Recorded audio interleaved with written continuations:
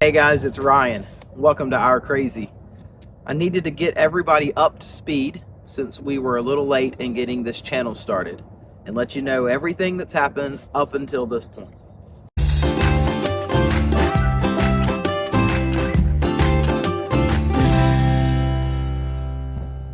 So what we are building is our home. We're doing it ourselves. We're doing it with family. This will be forever home. And what we've decided to build is a Barndominium, a post frame house, a wooden frame house with a metal exterior, whatever you want to call it. So what we bought was a kit. The kit was custom based on designs that we wanted to do. We went with a wood frame house. So you can go with a metal frame house with metal trusses. We have a wood frame with posts and columns, and we have wooden prefab trusses that were delivered. We went with a company called Hansen pole buildings. They do residential, they do barns, barndominiums, shop houses, whatever you want to call it. And we worked with them for about a year, back and forth, many emails and phone calls. Once we knew we were going to go with them, they directed us to someone that they had that could turn interior plans into exactly what we needed. Interior plans started with about 40 or 50 iterations on my phone with an app with my wife. Then we were able to send them off to the guy that did the actual interior plans and designs. He turns them into something you can build off of. But he's also very aware of these post frame buildings, these barndominium type style. So he knows what you can do and what you can't do. And one of the beauties of a building like this, there's no load bearing wall inside this building. But you can put a wall wherever you want, and in the future I can take one down if I want to, and I don't have to worry about it. Worked back and forth with him, and we had plans from him for the interior and for the plumbing that we could work off of. Once we had plans, we got our kit ordered. The kit comes with everything you need to build the outside of your building. All of your lumber, all of your prefab trusses, all of your metal for your roof and your walls, all the trim for the metal, your stitch screws in order to attach that metal. It comes with all of your hangers for your purlins and your girts and any of that stuff. Everything you need to build the outside of the building. We decided not to do doors and windows with the company. We are ordering them separately, but you can even get those through the company. Also included is a big book of instructions, plenty of pictures, and engineer drawings and plans that you can build off of. We got a couple of copies of those. We've got the book, and we're ready to go.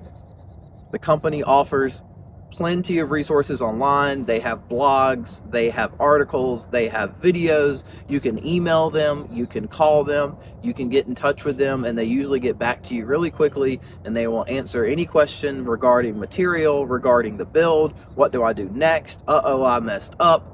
They have the answers, and they're always there for you. What was the first step after some material started arriving? Well, we had to find out where we wanted to put the house, and we had to bring in a bunch of clay. We brought in about 30 dump truck loads of clay. A friend of ours came and did a bunch of the work, got it all graded off. Then we were ready for concrete and our drain lines. So concrete guys came out first. They set their form boards so that we knew where the edges were going to be, defined exactly where the building was going to be. Then we subbed out a plumber.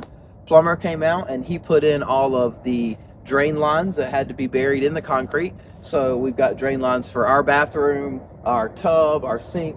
We got a half bath behind me that's going to have a sink and a toilet. And we've also got the kids' bathroom that's going to have a full shower and tub, a couple of sinks, and a toilet as well.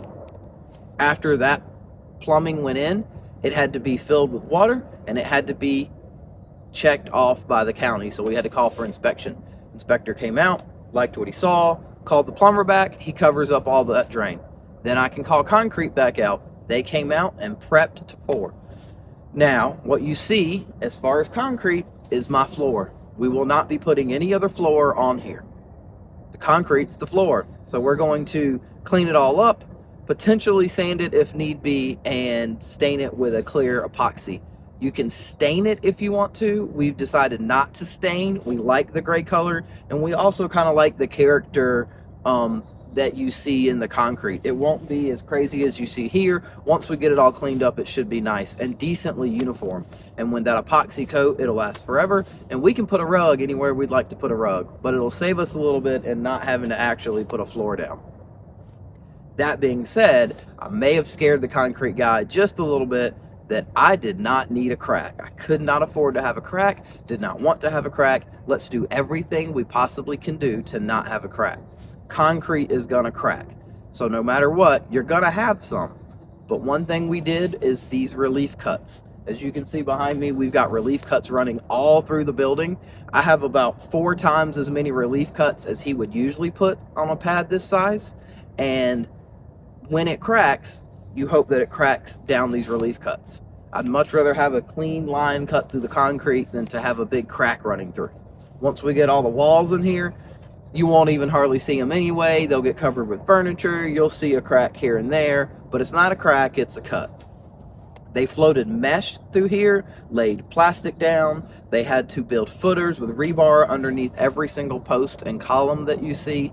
And thankfully, we have no cracks. It came out perfect and it's beautiful. Another major part of that concrete pour were all the brackets. The brackets that hold all these posts and columns needed to be wet set. So they got all set in the concrete as they were pouring it. They all had to be pulled with a tape measure, had to be exactly in the right spot, level, even, plumb, all the above.